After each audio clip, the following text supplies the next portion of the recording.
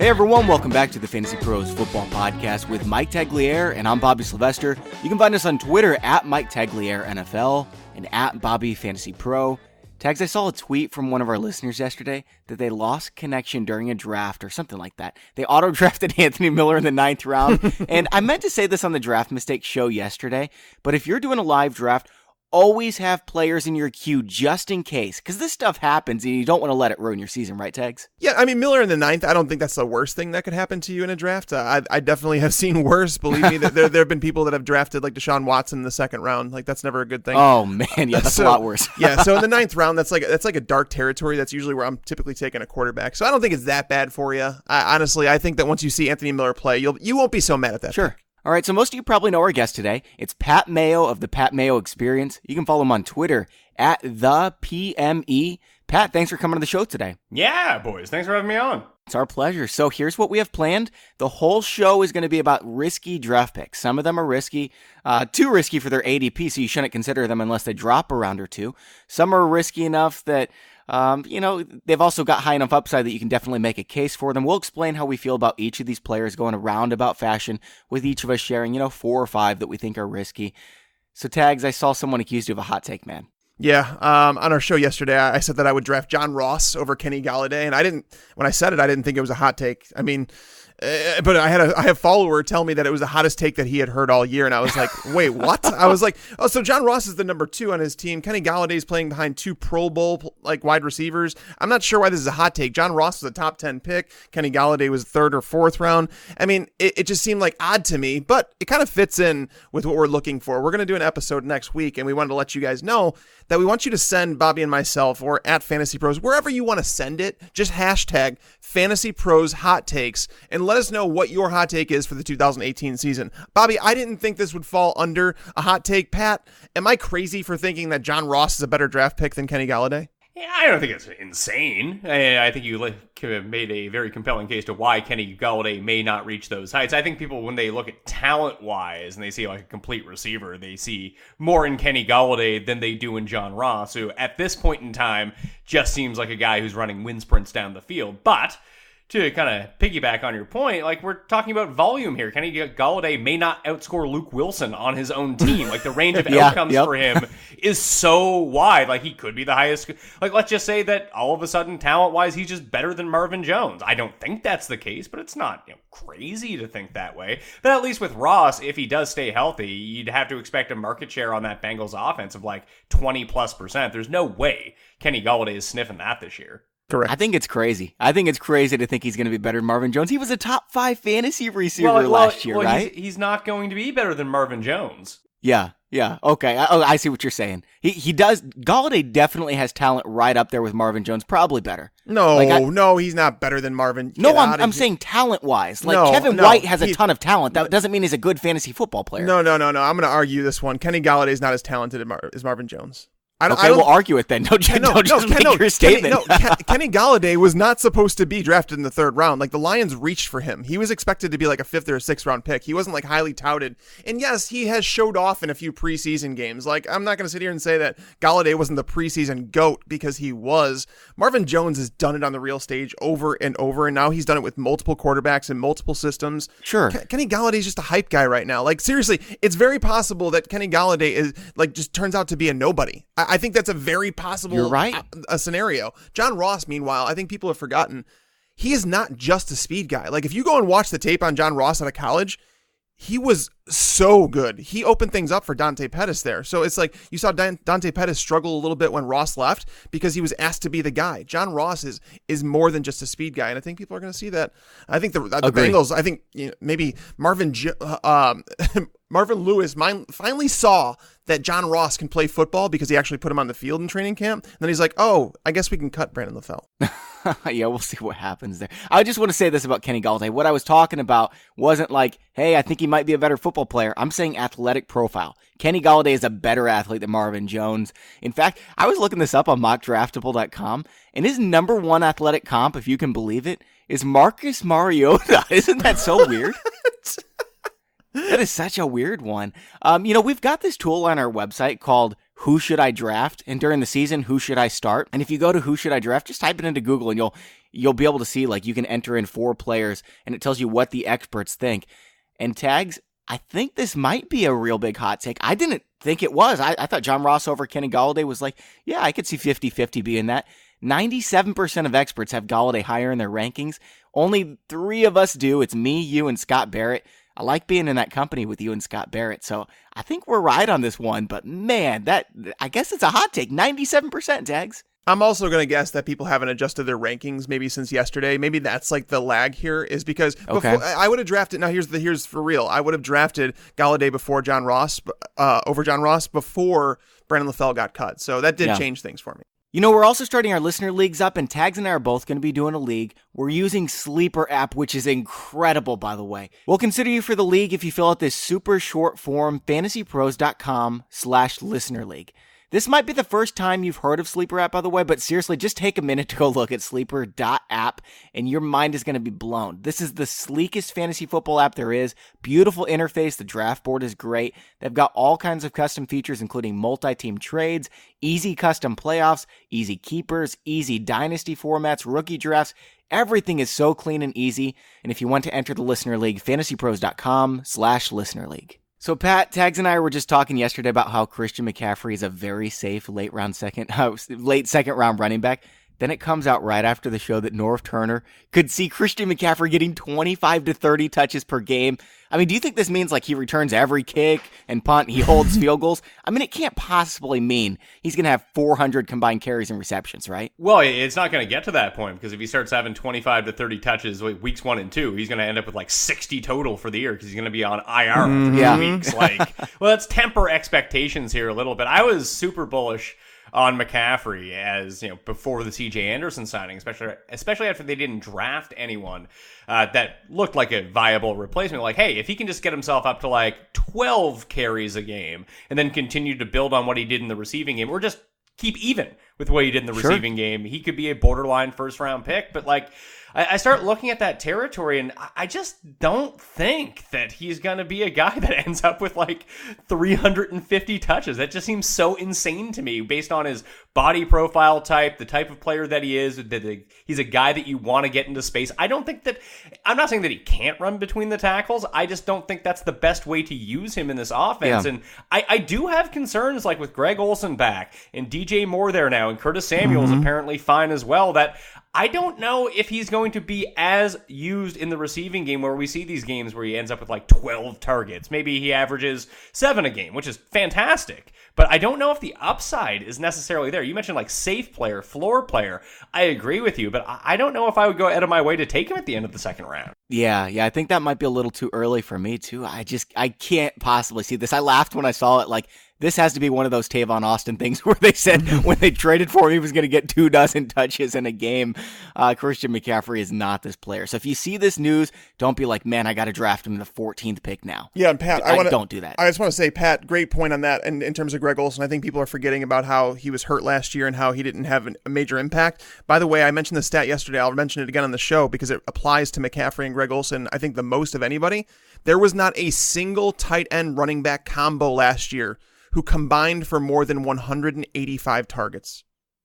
Not one. Yeah. Like, all 32 teams. You're talking like one running back, one tight end. Exactly. Because Kamara and Ingram almost combined. I think they did combine for 180 by themselves. Well, that's what I'm saying. It's just one tight end, one running back, and we're taking one tight end, one running back, because there's CJ Anderson's there. They did draft Ian Thomas as a backup. So, I mean, I don't know. Like I said, I'm definitely worried. I think he's just a floor play. I don't think Christian McCaffrey, I don't think there's any possibility that he finishes as a top 5 running back this year. I just don't. Yeah. All right. I just wanted to clarify that because I saw the news yesterday. And, this next one is not exactly news, but I was thinking, with Josh Gordon out, who knows how long? I mean, right? We don't know anything about the situation.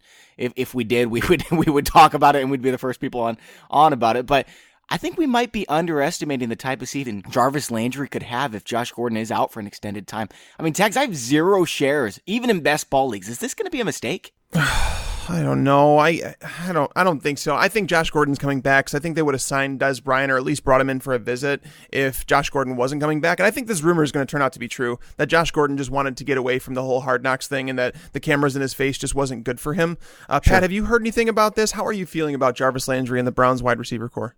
I'm with you on the Josh Gordon thing. I think this is just a play, not necessarily to get out of training camp, but to escape some of the cameras and some of the media attention that he just doesn't want. It's probably not good for his recovery either. Yeah. So the best case scenario I can think of is that this pushes Jarvis Landry's ADP just up and up and up because people will think that Josh Gordon isn't going to play. And listen, Josh Gordon's not a lock to play by any means. We've seen him miss far too much time to think that. But when I just look at Landry, even in this offense, like let's just say Gordon's gone for the season. And we start thinking back to, hey, what did Jarvis Landry do well? Well, he overachieved in terms of touchdowns last year. Mm-hmm. And if he's not going to see like 160 targets per year, then he's not going to be super fantasy viable because the yards per catch are going to be like 9 or something stupid like that.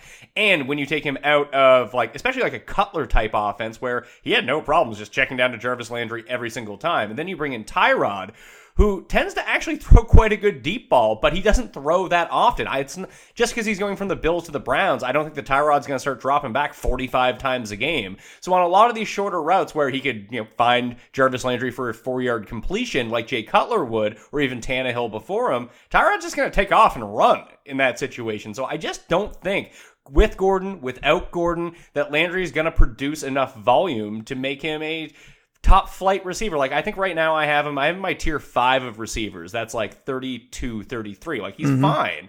He's sort of like the minor league version of Christian McCaffrey at receiver. Like if you're looking for a floor, the floor should be fine, but I think it's going to be lower than in previous years with or without Gordon, and I just don't see where the upside comes from.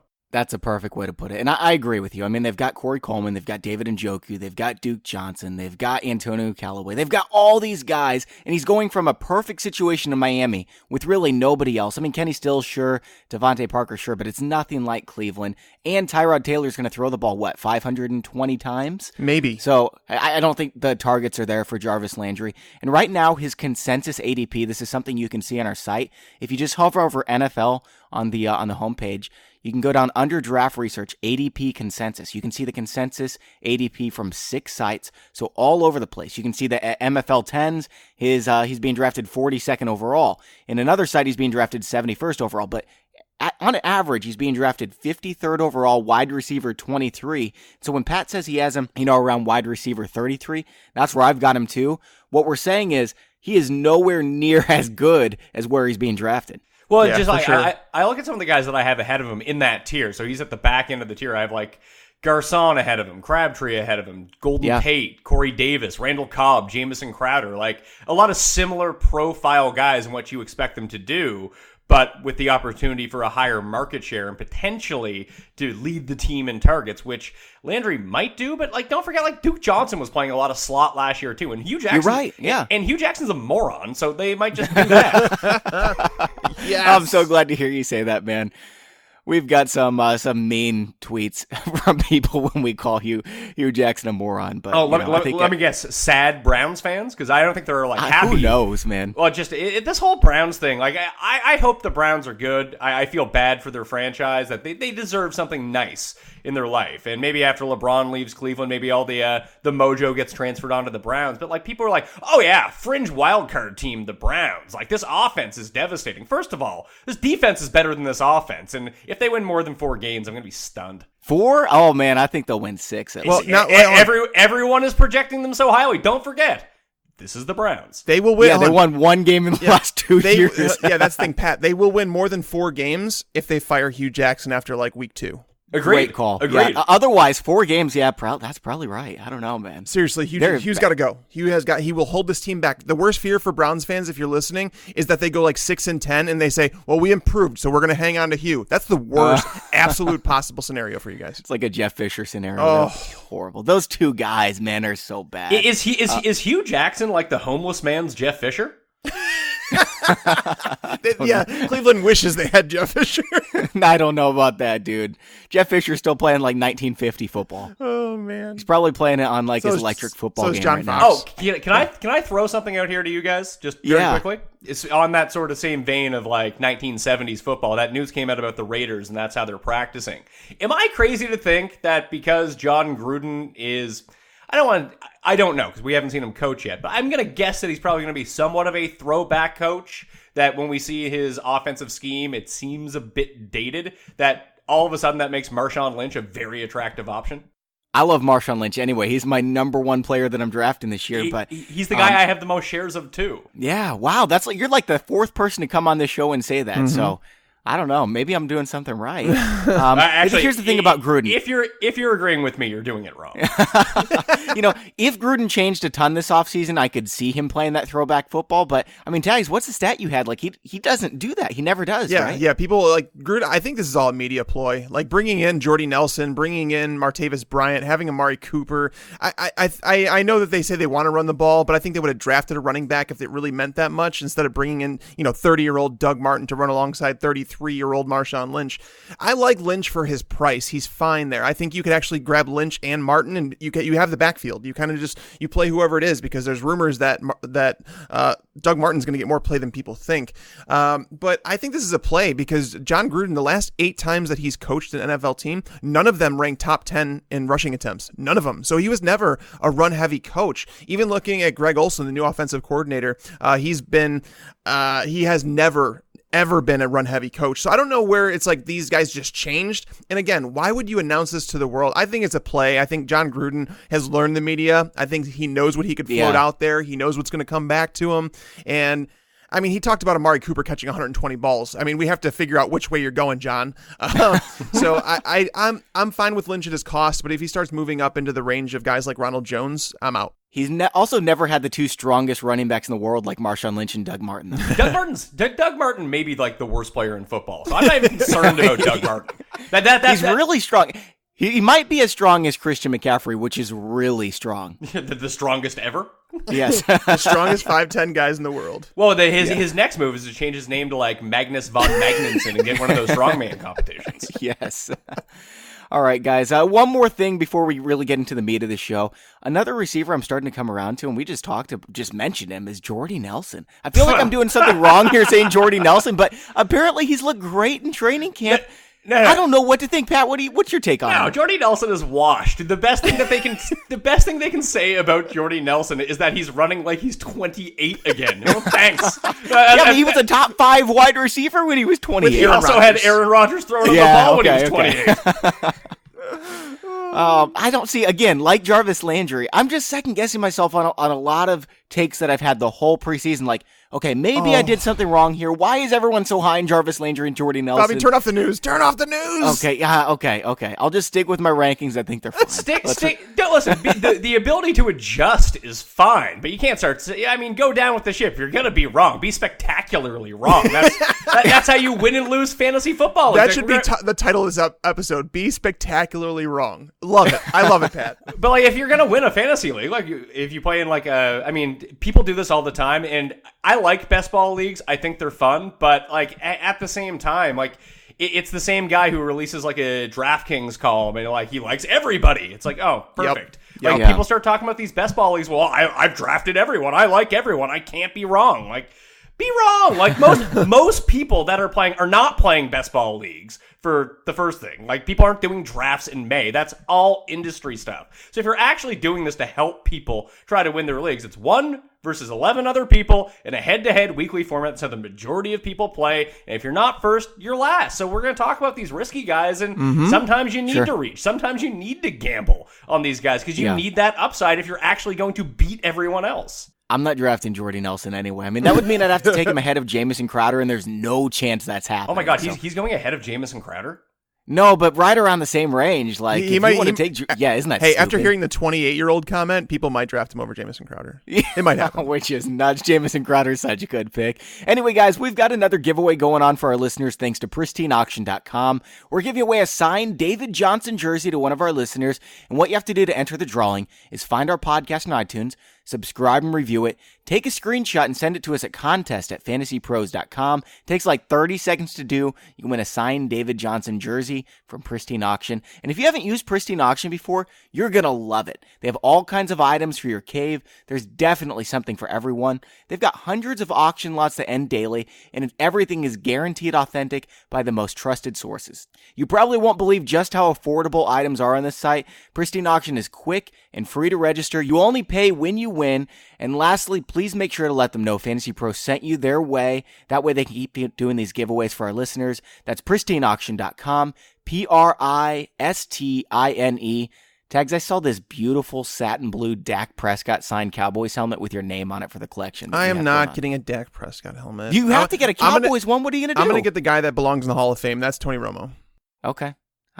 Okay. Yeah, you don't like Dak Prescott? I know. I like Dak. I actually think Dak has gone to the point when he went from overrated to underrated really fast. I think he's a very fine NFL quarterback. I think he's competent enough to win a Super Bowl one day if they surround him with an actual football team. But Tony Romo, he's probably the Cowboy I'm going to get just because I defend him so much and that he was such an underappreciated player. Pat, what do you think? Hall of Fame for Tony Romo? Yeah, absolutely. I think you're seeing sort of, you had like the 1 week grace or the 1 year grace where everything just kind of clicked in Dallas. They had the great season with Dak Prescott and Zeke in the rookie year, but it's starting to seem like Tony Romo was the one that made that offense go and made it seem a lot better than it was. So yeah, I'm going to talk about how Tony Romo is better than Eli Manning, but I'd get in trouble with everyone from New York. They'd blow up my Twitter. So I'm not even going to mention that Tony Romo belongs in the Hall of Fame and Eli Manning's not even close. We'll just move on to the risky picks here.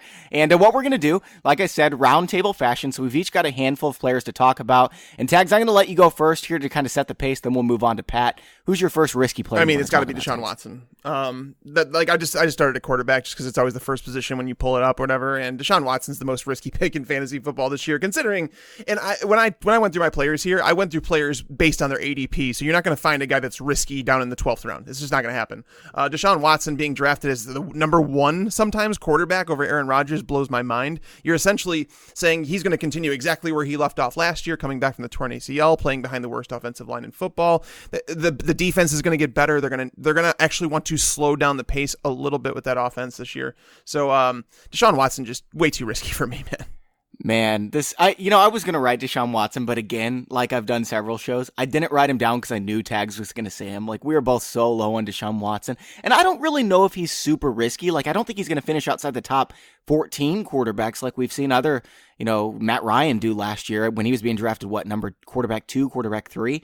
But I do think Deshaun Watson is a lock. Not a lock. He's got some upside, but he's almost certain to finish outside the top 5, probably around 7 or 8, and so that's where I'm drafting him. What do you think, Pat? I disagree. I think Deshaun Watson's going to challenge to be the number one quarterback, but I'm on the same page. That he's just going to, that's not where I draft quarterbacks. Right. Yeah. So, in my quarterback rankings, I actually don't have Rodgers or Watson at number 1. I have Russell Wilson at number 1. And he is probably the best value on the board if you're talking about the very high-end quarterbacks. You're seeing Rodgers and Watson going if we're talking about regular leagues, back end of the second round, third round, Russell Wilson's still going the 6th or 7th. And with that defense being so putrid that it's Russell Wilson was already throwing all the time anyway. He's probably not going to account for over 90% of the Seahawks scores again, but you could see his passing volume actually go up. And just because they draft Penny and, Chris Carson's a god, it doesn't mean their offensive line is any better at run blocking either. Right. And they're going to be behind in these games. Are they going to run the ball 45 times a game? No. So when you're looking at Russell Wilson, you're getting all the volume and you're getting none of the risk in terms of the ADP that, Russell Wilson's been the number 1 fantasy quarterback 2 of the past 4 years, and people aren't treating him like he's an elite option. It just makes no sense to me. This is the best fantasy position he's ever been set up for. It is. I can't see putting him over Aaron Rodgers, though. Aaron Rodgers' VBD is always 120. I guess Russell Wilson's was last season, and you're right. Things are getting better for him. Doug Baldwin injury hurts, but yeah, his value is incredible, right, Tegs? No, Russell Wilson is my number 2 quarterback. Deshaun Watson I have down. I think he's number 6 in my rankings. So, I'm not saying that Deshaun Watson's a bad fantasy quarterback. I think his floor is there because of the rushing upside that he presents. But again, I'm not drafting somebody based on what was a 5-game sample size. He played 7 games. He was good for 5 of them. He was bad for 2 of them. So it's just like his touchdown rate was twice Tom Brady's career average. Yeah, his yardage wasn't even crazy. There was one game in there where it definitely was. But his yardage wasn't crazy in comparison to other 5-game samples. Like when you talked about Blake Bortles towards the end of the season, his 5-game sample, he actually averaged like 40 more yards per game than Watson did. Just the touchdowns weren't there. So if you regress those touchdowns a bit, I know Bobby's talked about it on the show, is that if you regress his touchdowns to Tom Brady's career mark, he's not finishing with near the fantasy points he did last year. So he would have been the QB8 in those 5 games. Yeah, and again, guys, when we're drafting, we're not drafting for the upset. We're drafting for the most likely scenarios. Like, does Todd Gurley finish as the RB1 again? I don't know. I mean, but I'm talking about what's the most likely scenario. Like, what can you predict? Aaron Rodgers is the QB1. Todd Gurley's the RB1. Antonio Brown's the wide receiver 1. Are they going to fall in that order? Probably not. It's probably not going to happen, but we're talking about most likely. So Deshaun Watson's just way too risky for me. Yeah, I mean, there's definitely a chance. I mean, there's a chance, like, I don't remember who it was that came on the show. I think it was Chris Harris, that he throws 40-plus touchdowns this year. I mean, he was phenomenal last season in 5 games, but that shows his ceiling. It doesn't show his floor or his most likely scenario. You don't draft a quarterback that high if he's that risky. Pat, let's move on to you for your first risky play. I'm going to say Kenyon Drake. Because there is a possibility that Kenyon Drake just turns out to be like everything that people are projecting onto Jerick McKinnon, that Kenyon Drake has the ability to do exactly the same thing. It's just we don't know the situation. Is Frank Gore really going to play that much of an impact? Yeah, maybe he does. Maybe that's why he was brought in. But if Kenyon Drake can somehow be used even to 80% of what he did over like the final 5 weeks last year, he's going to be a top 10 running back. Yeah, I definitely agree with that. Everyone's all worried about Kalen Ballage, and Frank Gore's ahead of him. Like, Tags, what do you think about Kenyon Drake, man? Yeah, Frank Gore's the only one that I'm actually, I guess, I'm not concerned about his talent level, because Frank Gore he's done. And I'm sorry for people that are Frank Gore truthers. I loved watching Frank Gore. He was just the guy that went on the field. He got his job done. He was a no-nonsense runner. I don't even know if I put Frank Gore in the Hall of Fame, to be honest with you. I just think that he was really, really good for a long time, but I don't know if he was ever like, I would never have considered him a top 3 running back in the game, like at any point. That's true, yeah. So the thing is, but this is not that conversation. What I'm saying is that Frank Gore, he's a guy that's going to get you 3 yards at a pop, maybe 4 yards, 5 yards here and there. He's not the type of player that you can use on this offense that has a bad offensive line, that has the defense. They lost some players in the defense. Their secondary is starting to turn around a little bit, but they're not going to be a great defense. So they're not going to be in the lead very often in games. So they're not going to have Frank Gore grinding out games like they did in San Francisco. It's the reason that Frank Gore wasn't good in Indianapolis, guys.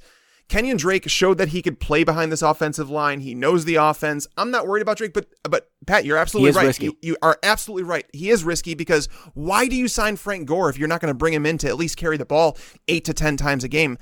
Or on the goal line. That's my concern. That's my only concern. But Kenyon Drake's the superior player, which is why I'll take him as like a back end RB2. But I think you're right. There is risk there. Maybe Kenyon Drake hates the snow like the rest of us, and they just signed Frank Gore for that one snow game. Like, the reason the Bills drafted Josh Allen for that one snow game every like 5 years. And they just signed Frank Gore so that if it snows, he can run the ball 40 times. Otherwise, he just, gets a goal line. It's Miami, so I don't think they have to worry about it at home for home games. Yeah, you're definitely right. I agree that Kenyon Drake is risky, but man, he was so good. I mean, everyone's talking about how good Jay Ajayi is, which is wrong. He was so inefficient last year. He was fine behind the Eagles' offensive line, but Kenyon Drake came in and he was a ton better than Jay Ajayi. So I wouldn't be surprised at all if we're drafting him in the first, second round this time next year. I wouldn't be surprised at all if he's not being drafted at all, though. Yeah, that's very true. And that's why I think it was a great pick by Pat. Yeah. All right, guys, I'm going to get to my first pick here in just a second, but first I want to talk about one of the sponsors of today's show, Vivid Seats. You can follow your fantasy team while you're at the game. The best place to follow your fantasy lineup on Sundays this year is at the stadium, cheering on your favorite team while keeping tabs on your fantasy team with the help of Vivid Seats. Vivid Seats can help you get tickets to watch your favorite NFL team at a great price. To make it even better, Vivid Seats is offering Fantasy Pros podcast listeners an exclusive discount. Enter the promo code Fantasy Pros Pros, one word, for 10% off your first ticket order with Vivid Seats. Go to vividseats.com or download their app, which is awesome, by the way. Preseason and regular season tickets are now available, and the season officially starts Thursday, September 6th, when the Falcons head to Philadelphia to clash with the Eagles. Nothing beats watching your favorite NFL team notch a victory while you dominate your opponent in fantasy. Be there in person with Vivid Seats and use the Fantasy Pros exclusive promo code FANTASYPROS, all one word, to receive 10% off your first order. NFL, college football, concerts, and theater, use Vivid Seats for all your favorite live events and enter promo code FANTASYPROS. First-time customers only, and offer is good through the end of August. All right, guys, so the first player I want to talk about here is Adam Thielen. Everyone's drafting Adam Thielen thinking, he's a slot receiver. He got so many targets. He's super safe. You know what? Their coaching staff looks a ton different with Pat Shurmur gone, who loves passing to the slot. They've got a new quarterback, Kirk Cousins. Kirk Cousins loves passing to tight ends. I think Kyle Rudolph's going to get more targets. Stephon Diggs was better than Thielen when he was healthy last season. In terms of points per game, Diggs was the better wide receiver. I think Thielen could fall off the table here. Pat, do you agree? I don't think he can fall off the table. I think that this, especially with Kirk Cousins, I think this offense will be efficient enough, but it's kind of strange to me. Like, you see Kirk Cousins being ranked inside the top 10 at quarterback. You see Dalvin Cook fringing on that top 10 marker. You have Diggs and Thielen both inside like the top 15 or top 20, depending on who you look at, and Kyle Rudolph inside the top 10 at tight end. There's no way that all those guys can hit. There's just not going to be enough volume to go around for everyone. And I think it might be Cook is the one that could fall back a little bit just as they ease them back in. And we saw a propensity to use a little bit of Latavius Murray as well, and maybe not try to get so much wear and tear. But I like Diggs more than I like Landry. I think when you factor in, he just signed his contract, so it's no longer a contract year for him. But even just skill set wise, his closest player profile is Antonio Brown. He's great at running down the field. When you think about the difference between someone like Case Keenum and Kirk Cousins, Case Keenum's going to probably take a few more chances, but the more efficient deep ball thrower is Kirk Cousins, and I think that's where they can exploit in this offense. If they're running off play action, I think Cousins to Diggs is the one that could come out. I don't think that the one is going to flame out by any means, but for him to challenge to be a top 10 wide receiver again, you can look at the red zone numbers and say, hey, he should have caught 4 more touchdowns. But like you mentioned, this is a different offense. Maybe they will use things a little bit differently, and if it was me, I would just use Diggs because I think Diggs is the better player. I think the most concerning thing here, with Kirk Cousins at least, is when you watch the tape and you see him under pressure, he is an entirely different quarterback. Like, that's true of most quarterbacks. It's kind of what separates Aaron Rodgers from being everybody else, right? And Deshaun so Watson. Much better under pressure. Yeah, well, Deshaun Watson he threw some real floaters out there that ended up being touchdowns. But yeah, his stats were exceptional under pressure. And so maybe he does turn into that star, sustains what he did for 5 weeks. What I'm trying to say though is Kirk Cousins is awful under pressure. And this Vikings offensive line is abysmal. Case Keenum had the 3rd most pressures last year of anyone in the NFL. And Kirk Cousins I think he's going to go way backwards this year with that offensive line. Well, I have my concerns about the offensive line as well. I don't think it's as good as some people think, especially Vikings fans. Now, Adam Thielen is someone that I own 0 of right now. And the reason I do is because he's being drafted as absolute ceiling. Guys, he finishes the wide receiver 11 last year with 143 targets. Okay. Here's a stat for you guys out there. This is not the stat of the day. I have a good one today. But the stat of the day here is that there were not 2 wide receivers on any team in the NFL last year who saw more than 107 targets apiece. None. There weren't 2 teammates that had 108 or more targets last year. So therefore, are you saying that Adam Thielen's going to see his 110 or 120 plus targets, 140 that he did last year, and that Stephon Diggs, the guy they just signed to a giant contract extension, isn't? No, Stephon Diggs is the better receiver, and he's a star, man. He's going to be a star. He could be the next Antonio Brown. He legitimately could. I think Stephon Diggs is that great of a route runner. I've been on by his side since before last year, talking about him. I think the same thing of Calvin Ridley. I think he's a similar player to these guys. So Stephon Diggs, he's my pick, and you have to land on one here because one of them is going to end up in low end wide receiver 2 category, and that's fine. I don't think Thielen's falling off completely. I think he's going to end the season with around 95 to 105 targets, and he's going to finish as a wide receiver 2, like a bottom end wide receiver 2, whereas Diggs is going to take that leap into wide receiver 1 territory. All right, Tags, let's move on to your second risky player. It's got to be Jerick McKinnon for me. Going through that and finding players, when we're playing fantasy football, we have to play the situation. We have to play the fact that he's going to Kyle Shanahan's offense, that, a comp for him could be Devonta Freeman. I think Freeman's a little bit shiftier in terms of his low center of gravity. Devonta Freeman's underrated as a running back. whereas Jerick McKinnon has consistently been very, very inefficient running the ball in first and second down. But the thing is, he's going to Kyle Shanahan's offense that has produced fantasy running backs, and it's working. They really don't have another running back on the roster who they're paying close to the money that they're paying him, who has the three down skill set that he has in terms of being able to catch the ball out of the backfield. But there's plenty of risk here. He's been bad on first and second down. Jerick McKinnon has lost his starting job to both Matt Asiata and Latavius Murray. Now, people are talking about Latavius Murray now like he's a good player, but if you guys go back to before 2017 season, people were joking about Latavius Murray and that the Vikings gave him too much money on it. What was it, a 2-year, $10 million deal? And everybody was laughing at the Vikings because they thought he was so bad. Well, that guy that was bad took over for Jerick McKinnon and made it into a timeshare when McKinnon was supposed to steal that job. Matt Asiata was the same thing. So I wouldn't put it past Matt Breida or Joe Williams to pass Jerick McKinnon eventually, but they've paid him so much money this year. I could understand why people are paying the price. You know who has upside? We just did a sneaky upside podcast. It's Matt Breida. I agree. I could see him being awesome this year. There's also and I always screw up the last name, so I just refer to him as Kyle Jerzger. But you check. Yeah, sure, him. He's just going to pilfer away receptions from Jerick in the backfield, too. And people talk about Jerick like he's this amazing receiver. When did people see this? Because I haven't. Towards the end of the 2016 season, I think the Vikings started to figure out how to use him as a player. I think they thought that he was Adrian Peterson's replacement, and then they realized, okay, he's not really that good carrying the ball, so we need to figure out other ways to get it to him. And at the end of 2016, you started seeing them using him more in the passing game and like getting him into space as an athlete because he is a really good athlete. And then last year, he was obviously used as more of the receiving down back, whereas Latavius Murray took over as the 1-2 guy. But I think that he's a fine receiver, but the question is, though, Pat, Jimmy Garoppolo was not targeting running backs towards the end of last year, and they obviously didn't have Dante Pettis. They didn't have Pierre Garçon healthy. George Kittle was playing limited snaps. So are we overhyping Jerick McKinnon and the role he's going to have in this offense? I mean, if he can be the prime workhorse role, then he's going to be challenging a top 5 running back. I don't think that anyone thinks that's going to happen. I would much rather, like you mentioned, I'd rather much take Matt Breida in the 13th round and just see if that works out. And rather than spending draft capital on Jerick, he's going too high. Yeah, way too high for me. And oh man, the whole argument that because they spent a ton of money on him, he's got to be a workhorse.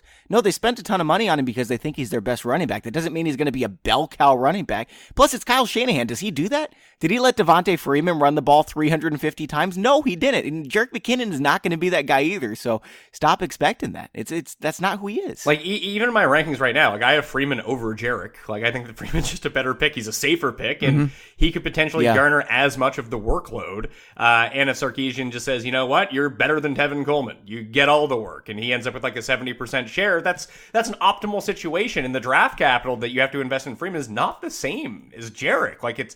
It's kind of, people just love a new situation. When you talk about draft capital, like the Giants taking Barkley number 2, that's real draft capital. I mean, he's going to end up being the workhorse there. God forbid Jonathan Stewart gets involved. But when you start talking about Sony Michel and Penny, back end first round picks, I don't think that necessarily means they're the guys touching the ball. That just means you move up. What's a running back shelf life? 5 years, 6 roughly. years? Well, if you get them in the first round, you get them on a 5-year deal. That just might be the savvy move to take back end first round running backs to lock them up so you never have to pay them. Yep. Yeah, that's a really interesting call. I wonder if that's what the Seahawks and Patriots were doing, because I remember Tags and I just throwing our hands up what is going on here? This is stupid. But yeah, that makes sense. I mean, these guys are getting paid millions of dollars to make decisions to help their team win. So I'm sure it was a better decision than Tags and I would have made, but it made me question. I could make a better decision than the Seahawks made. I stand by that. Yeah, you're right. All right. I want to ask you this, Pat. Let's say that you're picking around, 20. Okay, AJ Green's gone. Devontae Adams is gone. Devontae Freeman was just picked. So you're looking at Christian McCaffrey, Jerick McKinnon, Doug Baldwin. Total question mark. What's that? Doug Baldwin. Doug Baldwin. Oh, wow, Doug Baldwin's being taken at 31. Because I was going to mention all these guys: Mike Evans, Rob Gronkowski, Jordan Howard, maybe even Joe Mixon. But yeah, I'm taking Doug Baldwin there too. But now with the injury, I'm not so sure anymore. It's risky, but I think a lot of this has to do, and we'll get more information on this hopefully as it comes out, but if he ends up missing all the preseason, his ADP is going to plummet. You're not going to need to take him there. But I'm trying to think of my optimal draft start. And I really like picking from 3 or 4, and that gives me the choice basically between David Johnson and Antonio Brown, at least for me. And then it gives me enough leverage on the way back that I can still get Baldwin in the 3rd, at least how it was going before, with that wraparound pick in the 3rd. That means like I am taking a whole series of different guys at that 2nd round pick, like where you're talking about. But like, who is really going there? You mentioned like Gronk. Like Gronk's not a terrible pick there. Like if we're talking about risky players, he's a league-winning player. Yep. He's a league-losing player at the same time if he ends up getting injured. But those are the risks that you need to take in that spot. Like I'm just like, where's Julio going now? Back end of the 1st, early 2nd. Julio's going so late. I can't believe it. He's going 14. Maybe the swing pick at the back is the pick to have. Yeah, that's what I'm saying is like you can get Julio Jones and Dalvin But then Cook. your 3rd, 4th round picks suck. Like seriously, like like once you get like 4 picks into the 3rd round, it sucks. It's just dirty. I feel dirty. You got Alex Collins. No, you can get Stephon Diggs and Sony Michel, man. Wait, you would take Burkhead the 3-4? Wait, did you just say Rex Burkhead in the 3rd? I know Rex Burkhead like the beginning. I mean, you can get him in the 6th. But oh yeah, that's what I was. Oh, okay. I just wanted to make sure. I was like, whoa, this is a hot take. If you're fearful at that turn, because Rex Burkhead's gonna start getting some helium here. For sure, He's a better pick than Sony Michel, who's probably terrible. Oh, he's playing in the slot, didn't. right? Oh no, you didn't. Oh wow, he did not come on our show and just say Sony Michel's terrible. We need to fight him. We need to wrestle.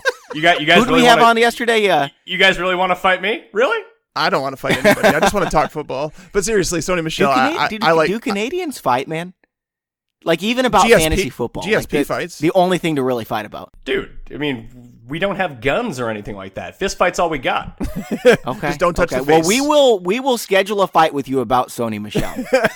Listen, where's Sony Michel going as opposed to Rex Burkhead in terms of ADP right now?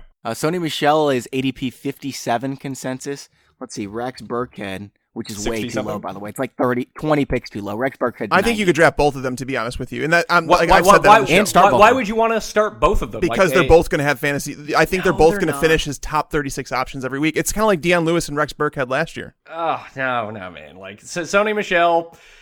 Listen, he could be great, but I think you're inheriting a whole lot of risk in that scenario with Sony Michel. The fact there's a lot of risk. At least with Burkhead, he's going to play the slot while Edelman's out. He's going to have his defined role. We even saw him be basically their goal line back last year in a situation where he really shouldn't have been. And I don't think that's going to change all that much. I think they use him more as a wide receiver than anything. And Good. That's great. I think he's the slot guy. I think Sony Michel gets double-digit touchdowns. I would say Sony Michel is one of the 5 most likely people to get double-digit rushing touchdowns. Well, Sony Michel, so here's the thing. The Patriots every single year are first by a ton in goal line carries, and they drafted Sony Michel in the 1st round to be their goal line back. Well, we don't know if they drafted him to be the goal line back. That's what you're projecting him to be. Well, you want to say bigger than everybody else. You want to say what the Patriots are going to do? Oh yeah, there's no chance. There's no chance that I know, but like. Well, Sony Michel, to be fair, Sony Michel is being drafted around the likes of Deion Lewis, Marshawn Lynch, and Tevin Coleman. I don't think that's investing a whole lot in him. I mean, you have Rex Burkhead going as the RB 33, Sony Michel is the RB 25. It's not a huge disparity, but what I'm saying is by drafting both of them, you are locked in. You are going to have an RB1 every week, and you're going to learn who it is relatively quickly. I truly believe that. I don't think Burkhead's the guy who they want to carry the ball 17 times a game because he played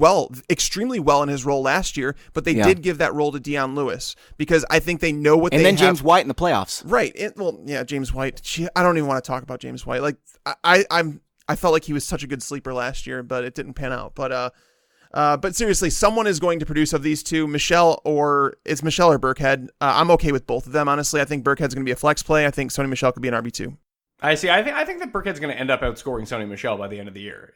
So the whole thing is, like, we were talking about Christian McCaffrey right off the top, and no, he's not going to get 30 touches a game, but if he just does what he did last year, he'll be fine. You're looking at Rex Burkhead in a very similar role. If we project him to be a larger piece of the passing game than the rushing game, then you're looking at like 5 to 9 carries a game for Burkhead. Hopefully he gets some high leverage ones, or at least is a part of these packages around the goal line. Plus he's going to be on the field a lot as a receiver. So if he can start averaging like 7 or let's say 6 to 8 targets a game, carry the ball 5 to 8 times a game, he's going to average around like 16 touches a game. And then all of a sudden he's highly viable. That's really useful. Like, I don't think that he's ever going to get 17 carries a game. I agree with you on that, but I think his path to fantasy success is not that way anyway. It's being a massive part of the receiving game while still being used out of the backfield as well. Since you guys brought it up, we've talked about a lot about Christian McCaffrey and Duke Johnson. They've both come up, so I wanted to throw something at you guys. Like my boom bust and everything in between series is starting on Monday. But so just I put this down. I wanted to share it with you guys. Christian McCaffrey was an RB2 56.3% of the time. Duke Johnson was an RB2 62.5% of the time. And he did that with 2.5 less carries per game than Christian McCaffrey. Rex Burkhead was at 60%. So he was actually better than Christian McCaffrey last year in terms of RB2 performances. So, I think that finding guys like Burkhead late in the drafts are awesome. I think they're great for your team. As we mentioned with McCaffrey, he's just like he's got more upside, I think, than those guys because he's got potential for more touches. But I think they signed CJ Anderson for a reason. I think that they know what they have in Christian McCaffrey. And I don't think he's getting 200 carries. I don't think it happens. And Cam Newton's a goal line back, the best in the NFL. Yep. So, Tags, you said that Sony Michel's going running back 25. Not in my leagues. I'm taking him running back 16. Let's move on, though. Pat, who's your second risky player you want to talk about? I mean, I have a few that are going through. I guess Doug Baldwin could potentially be one of them now with this injury. We never really got into that, but like I'm still like I will risk because especially because he's not going to go and if it continues that he misses all of preseason and maybe he's ready for week 1, you do have the risk of him having knee surgery at some point or missing extended periods of time, which I think makes Jaron Brown a really nice late round pick. Not so much Brandon Marshall or Tyler Lockett. I think Marshall's washed. Lockett has his role. Jaron Brown is actually someone that could really, really benefit if Baldwin is out. But let's say Baldwin sneaks back to the back end of the third, which is entirely possible, or the beginning of the 4th round. Like, why wouldn't you gamble on that upside? You have to realize that it could be completely busty, but you could also have a top 5 receiver on your hands. Yeah, you could. And the only way it's busty, obviously, is if this injury lingers the entire season. I don't think it's going to. I think it's a veteran that doesn't need, practice with Russell Wilson or learning the playbook. They're just giving his knee a rest. He'll be fine. And I think he's got huge upside. So I'm still taking him, Tags. What about Doug you? Baldwin. I mean, that's like the end of the tier, right? Him and Mike Evans close out that tier where it's like after that, there's a bunch of guys that might see 100 targets. They might see 120, 130, like the Stephon Diggs, the Allen Robinson. I put Diggs in that tier. Yeah, that's what I'm saying is just like, so I'm okay with Baldwin. To me, it sounds like they're not really concerned. If it was something really bad, he would have had surgery. I think it sounds like an MCL sprain or something like that, where he would miss a couple weeks in the season. So he's missing the preseason doesn't concern me at all. He's the only wide receiver there who Russell Wilson feels comfortable with. And don't tell me that Tyler Lockett's that guy, because I think we've seen enough Tyler Lockett to know kind of who he is at this point. But Doug Baldwin's going to be the go-to in the red zone. I have no issue with that. And as Pat talked about, this defense is so bad. You should see the pass attempts rise again. And I think we should see Doug Baldwin flirting with, 120, 130 targets and double-digit touchdowns. And a big thing as a part of the Baldwin thing, too, like maybe they're just keeping him out because, like you mentioned, they have a slew of new receivers in this offense. Maybe they need Russell Wilson to work with them. Yep. Yeah. Ross Tucker came on the show yesterday, and he played in the NFL for a long time. He says this sore knee with Doug Baldwin. I had a 7-year career. People just don't talk about it. He said that Doug Baldwin's sore knee, like there's no such thing as a sore knee. Like there must be something wrong. And so he loves Tyler Lockett. He says, yeah, we've seen Tyler Lockett who he is when he's hurt. We've also seen him who he is when he's healthy, and he was electric. So I don't know, man. I'm inclined to listen to Ross Tucker on that. Just a little bit. I want to talk about my next risky guy here, and I think a lot of people don't realize just how risky Alshon Jeffrey is because, yeah, he was great last year in the playoffs. He played through a shoulder injury and finished as wide receiver 15. The 2 years before that, wide receiver 41, wide receiver 54. And I remember all last season I was talking about, like, this guy's the worst soft tissue in the NFL. He's bound to get hurt. It didn't happen. I mean, I guess it did happen. He played through the injury, but I am just not so sure that I think of the wide receivers with injury risk, Alshon is near the top. So I'm not drafting him at all. I was going to say he hasn't been injured since he started doing steroids, so that really helped him out. I'm always pro guys coming off steroids. They come back bigger, faster, stronger. That reminded me of a song. What song is that? I don't listen to pop music enough. Harder, faster, stronger? That's it. My daughter listens to this stuff. It rang through my head as you were saying that. But yeah, Alshon, he's someone that every time he comes up in my draft queue, even though I haven't ranked where I do, I never want to draft him. I can't explain why. I don't feel good doing it. He's one of 2 wide receivers last year who finished top 27, but didn't record 800 yards. Do you know who the other one was? Will Fuller? His teammate, Nelson Aguilar. That just goes to wow. show you that touchdown regression is going to hit them hard. So Alshon Jeffrey, I mean, he's going to come down the touchdown department. Fortunately, he's got a quarterback, Carson Wentz, who's willing to throw into tight coverage an awful lot. I know a lot of people are pissed at Alshon Jeffrey because he in the championship game last year, he didn't score a single point. So there's people that are going to lower him down their draft boards just based on that because they have these hard feelings, which we told you yesterday not to do. Funny. But I just don't. I never feel great when I draft Alshon Jeffrey. I mean, if I get him like as a very back end wide receiver 2, that's not bad. But I just don't feel great about it. That's all. His ceiling is awesome, though, right? I mean, he could be a top 10 wide receiver. Just think about what he did a couple years ago. 2,500 yards in 2 seasons combined, 17 touchdowns, 170 receptions. With Jay Cutler. He was awesome with Jay Cutler. And if he's healthy all season. But the Eagles just don't play that sort of offense. Right, correct. Yeah, yep. And the thing is, he's not going to be healthy all offseason. So I brought him up as a risk because I'm not taking him, and I want to remind you all that he's a risk.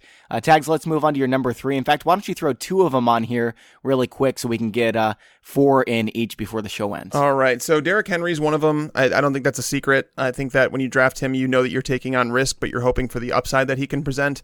And then the other one is Isaiah Crowell. Stop drafting him, guys. Like I don't want to talk about Isaiah Crowell. He's not a risk. He's just a No, turd. He's a risk because people are now taking him as like a top 30 running back. Like top 32, I think, was the last I saw I looked at ADP over like the last week. Ever since Elijah McGuire went down, people are drafting him as high as like the RB 28. Stop doing that. That's his ceiling. Stop doing that. Please stop doing that. Like, I don't want to talk about Isaiah Crowell again. I don't. But Derrick Henry is the one I want to talk about because I think Derrick Henry, I think we all know the upside he presents. I think we saw it in a limited sample. There was one playoff game in there where he kind of went off.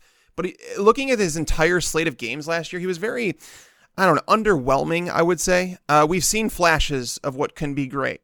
But this is a new regime that did not draft him to their team. This is a new regime that one of the first moves they made when they got there is they went out and they signed Dion Lewis. So what does this really say about him? Like, I understand why people want to believe the dude's a physical monster. They're talking about lining him up in the slot. Don't try and feed me this crap about Derrick Henry lining up in the slot. It's not going to scare anybody. They might as well leave him undefended. But seriously, they could put him on the offensive line. I think he'd do better there than in the slot. I agree. He's one of the he's one of the riskiest players in drafts. And again, I see what people want to like. But Pat, are you drafting any Derrick Henry this year, or is he just too risky for his cost? Yeah, he's just too risky for his cost. Like, you're banking on Lewis getting hurt. And, I mean, Lewis is perpetually banged up. So, I mean, it's not the craziest thing to think that it could happen. But, like, Lewis is just such a better value right now. And I think Lewis is a better player. Yeah, I think so, too. I mean, a lot of people are going to come at you and say that's a hot take. By the way, if you want to put some heat on someone for Derrick Henry, instead of going to Tags and I, you can go to Pat on Twitter at the PME.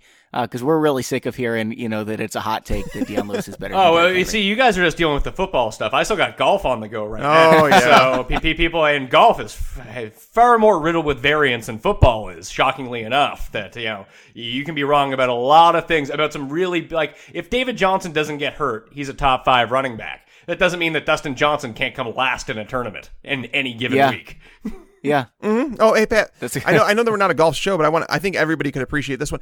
I've been so busy in football. I thought I saw something. Are Tiger Woods and Phil Mickelson going to play that one-on-one thing? Phil says it's going. Tiger has not confirmed it yet, but it looks like it's on track for November. Yeah, I am so psyched. I would pay money to actually watch those two go at it. Tiger's going to win. Tiger started to play a lot better, but I know this is a football podcast. I'm sorry, guys, if you guys are mad that I brought up golf, but that's something I would love to see. Just as long as Phil Mickelson doesn't dance. You guys saw that commercial. Yeah, it was pretty effective. I'm not going to lie to you. I hate Phil, but that worked out fine. If people do want PGA coverage, the PME has you covered all week. Like I think I have 8 PGA Championship shows coming up. So boom. Nice.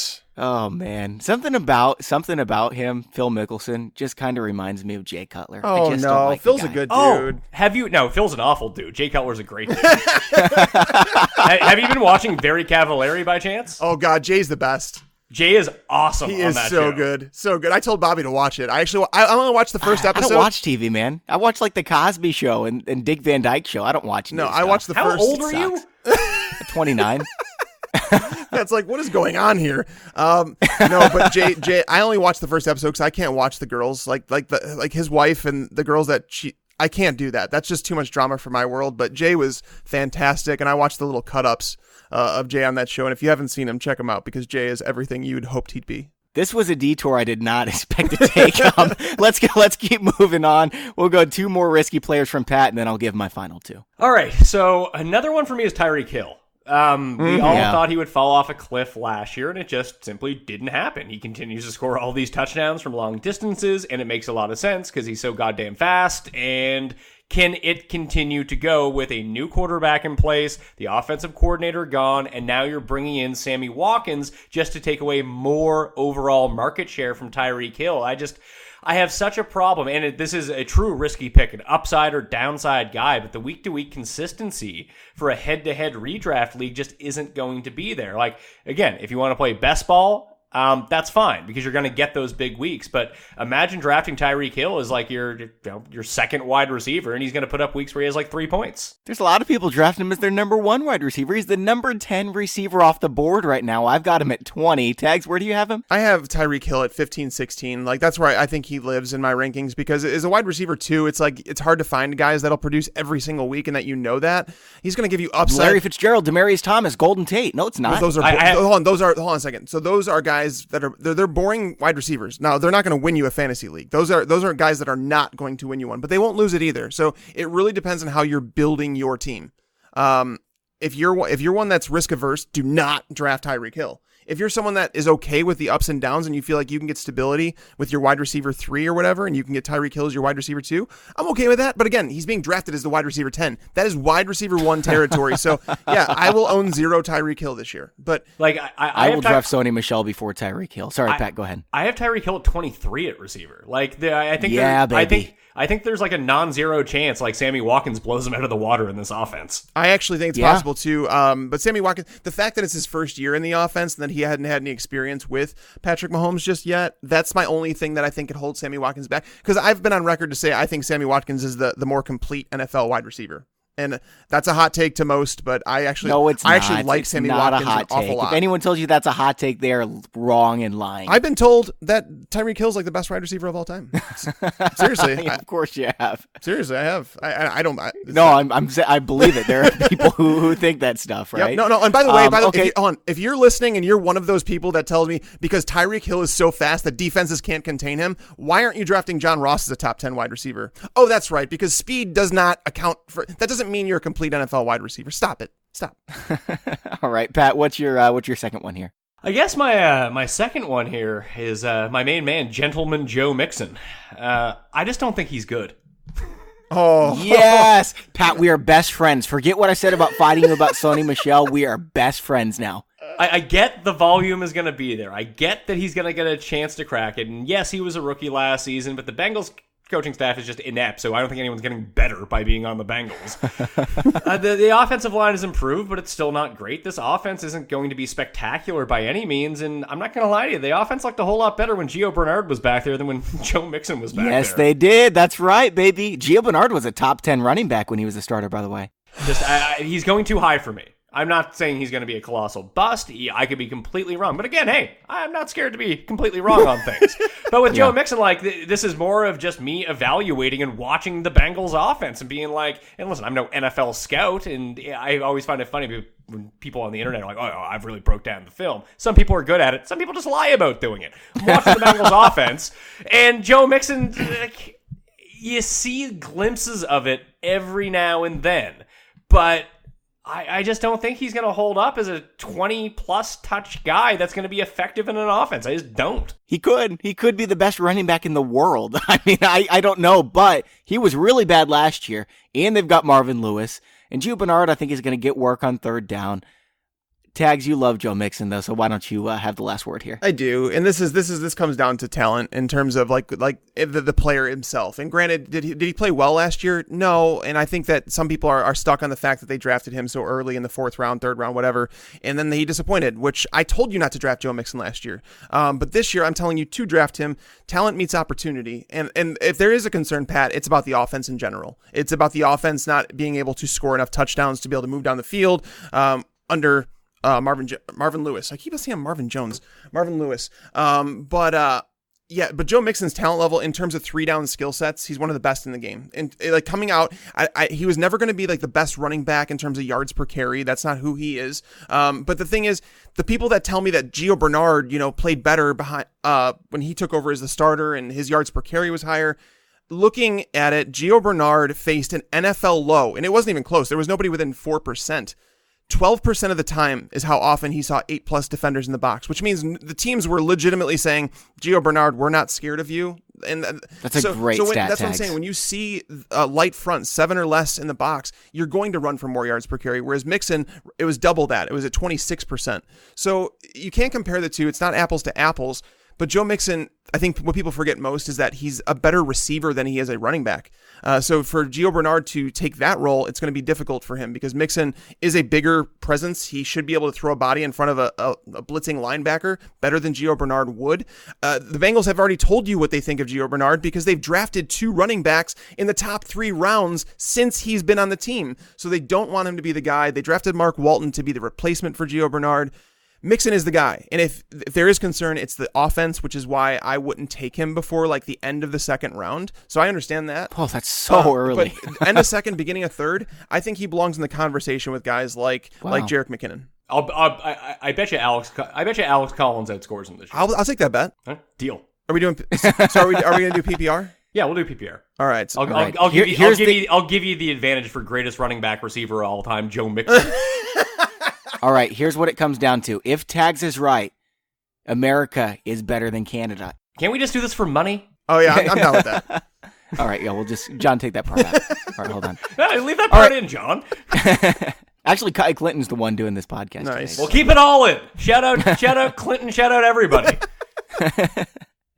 All right, my final 2 players is number 1, Alex Collins. It's really funny that you brought him up. I mean, I think Alex Collins is fine, but he's got the fumble concerns, and he's got Kenneth Dixon, who the Ravens love. Tags, I know you agree with this one a little bit too, so do you want to piggyback on I almost put Collins on my list, but the more that Kenneth Dixon is fumbling his opportunity, the more I'm kind of like a little weary of this because so I didn't put Alex Collins on my list because I think he's becoming safer as time goes on. Buck Allen, obviously the Ravens don't really love him. He basically sat on the bench the entire 2016 season, played in 2017 because Danny Woodhead got hurt, yada, yada. But now with Kenneth Dixon missing time in camp, he's been away from football for over a year. Like there's just so many warning signs with Dixon that I just don't know if he ever comes back the player that he was supposed to be. I had high hopes that he can come back into camp and like legit try and fight for that job. I knew Collins would start the year with it, but I thought it would be somewhat of a competition. Whereas like if Collins fumbled or if he had a couple bad games that he would take over. But no, I think this is Collins' job. So I'm actually coming around the idea that Collins is like a back end RB2. But again, I would take Joe Mixon over him, obviously. I love Alex Collins. I just think he's risky. I mean, he was so good once he took over, right? Why is he risky, though? Like, I really don't think that Kenneth Dixon's going to push anyone at all. Dude, don't we think that the Ravens' offensive line overplayed last year? Like, played like over their heads in terms of the talent that they have there? I mean, most of the talent is now back on the offensive line. They had one of the most banged up offensive lines in football. I just think you're going to have some cohesiveness on that offensive line now that even with Alex Collins, like when you see him run, I don't want to say he's Le'Veon Bell-esque because that would be unfair to how good Le'Veon Bell is. But you know how when Bell runs, it looks like he's running in slow motion and then all of a sudden he's just past everybody? Collins is very good at acceleration when you get to the second level. And I think that if you can get any sort of extra push or even a better passing offense and you can run, and it's just the ability with Michael Crabtree there now and John Brown there now that maybe that helps the passing offense a little bit. I think it opens up a lot for Alex Collins. And the big thing is, whether it's Kenneth Dixon, whether it's Buck Allen, everyone's just penciling in someone else to be playing on third downs and in the 2-minute offense. There's a non-zero chance that Alex Collins just becomes that guy and he fulfills that role. Agree. Yeah, I totally agree. I think there's some upside there. I'm still a believer in Kenneth Dixon, though. I guess you guys aren't, but that's why I think there's some risk. My final guy with some risk, and this is going to surprise people, is Tom Brady. Tom Brady finished the season in his final 5 weeks as the QB 18 behind Deshaun Kaiser, behind Joe Flacco, behind Mitch Trubisky, who was throwing the ball like 5 times per game. I don't know if Tom Brady's done. It happened really quick with Peyton Manning. It probably is not going to happen with Tom Brady. He's probably got 12 more years knowing Tom Brady. But with that said, it is a risk. And they've talked about, he's had some concussion problems and everything. I wouldn't be surprised if he misses a chunk of time or if he just completely falls apart like Peyton Manning did. I don't know. What do you think, Tags? I'm not drafting any Tom Brady. I think there's a legitimate chance that the Patriots know what's going on here, and I think that it's almost like preparing for it. Like by drafting Isaiah Wynn and Sony Michel in the first round, it kind of signifies you're drafting a guard. By the way, Isaiah Wynn's not playing left tackle; he's a guard. By drafting a guard and a running back in the first round, it tells me that they just want to run the ball a little bit more. So I think that they're starting to prepare for the downfall of Tom Brady, and I think that, as you mentioned, he did play well in the playoffs, and Brady's always been that clutch player. But you did start to see signs of decline towards the end of last year, and nobody can beat age. Nobody. And he's already kind of played beyond to where he should have. So it's like he's already accomplished so much, considering he's already played past 40 and he played the way he did at 40. But we're done. I'm not drafting him. There's just way too much risk involved. I'm just not drafting him for the price that he's going at. Yeah. Like, he's still going ahead of Russell Wilson, right? I think so. Last I checked, he is, man. That's nuts to me. I mean, don't hear me wrong. Like, I'm not bashing Tom Brady. I grew up as a Patriots fan. My dad is from Boston. I had a Drew Bledsoe jersey I wore every Friday. That's gross. Okay.